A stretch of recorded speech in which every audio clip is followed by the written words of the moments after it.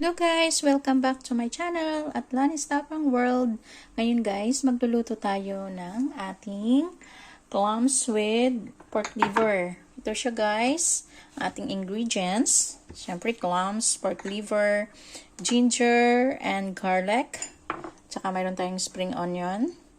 And then, meron tayong wine. Yung sinasabing Sheng Shuang Kun. Yan, nilalagay dito talaga yan guys sa pagluluto ng ating clams with liver, pork liver. Yan guys. Yan guys, umpisa na natin magluluto ng ating clam with liver. Siyempre guys, fry muna natin yung ating garlic and ginger. Yan, pinagsabay ko na. The more na marami yung ginger at garlic guys, the more na masarap ang ating niluluto. Yan siya guys. Yan muna natin na maging golden brown yung ating garlic. So, dandahan lang natin guys kasi ang ginamit ko steel. Ngital ba? Ganon na nga yan. Yung ating sandok. So, pag nakita na natin na maging golden brown na siya guys. Yan siya guys.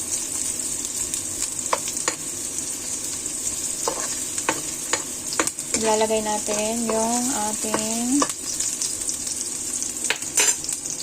ito guys, liver. Yan. Pork liver.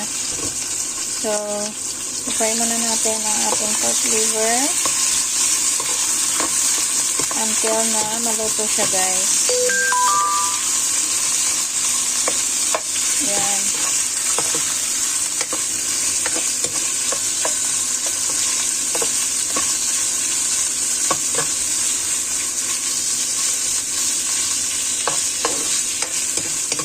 Yan siya guys. Yan.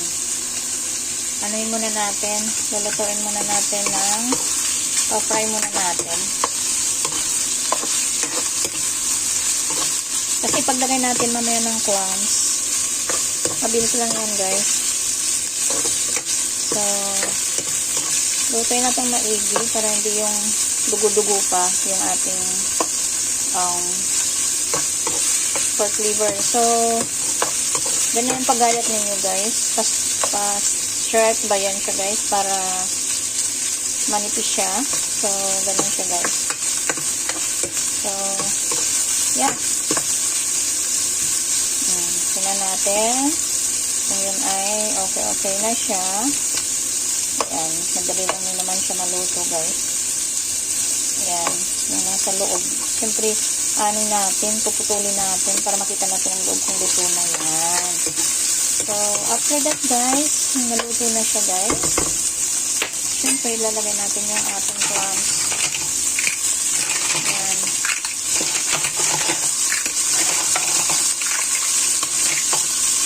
Ayan na siya guys. Nilagay ko na yung ating clams. Ayan. Isa natin, ihalo-halo, mekos natin together. And then, lalagyan natin siya guys ng wine. Kalahati nito. Ito yung ating pangsabaw guys.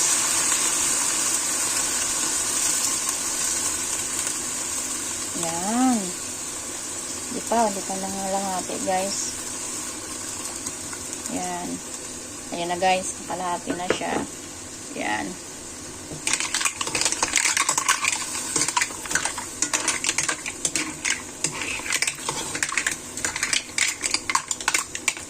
Yan. So, pakuluan natin siya guys ng ilang minuto. Kaya lagyan natin siya guys ng kaunting pampalasa. Yan, naglalagay ako ng chicken powder. Pero kaunti lang guys, not too much. Yan siya guys. Tapos of course, kaunting asin. Salt. Yan na yan siya guys. So, atin siyang haluin until it's done.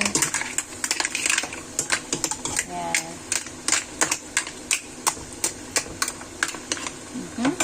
Yun lang talaga ang sabaw nyo, guys. Isasabaw lang natin siya, guys, yung wine. Siyang wine. Basta ganun na, guys. Tapos, takpan na lang natin ng ilang minuto. And after that, it done na. Lalagay natin yung spring onion. Yeah, guys. Ganyan pagluto, guys, ng clams. Kung nagsawa na kayo sa boil or steam or something, pwede nyo lutuin ng ganito, guys. Masarap siya, guys. Basta, lamihan lang natin ng ginger para hindi siya malansa. And ginger and garlic. Yeah. So, ganyan na siya, guys. Yan. Tikman natin. Baka tayo malasing. That, guys, ilalagay na natin yung ating spring. Ayan, maraming spring onion. Yan, luto na yan siya, guys. It done na.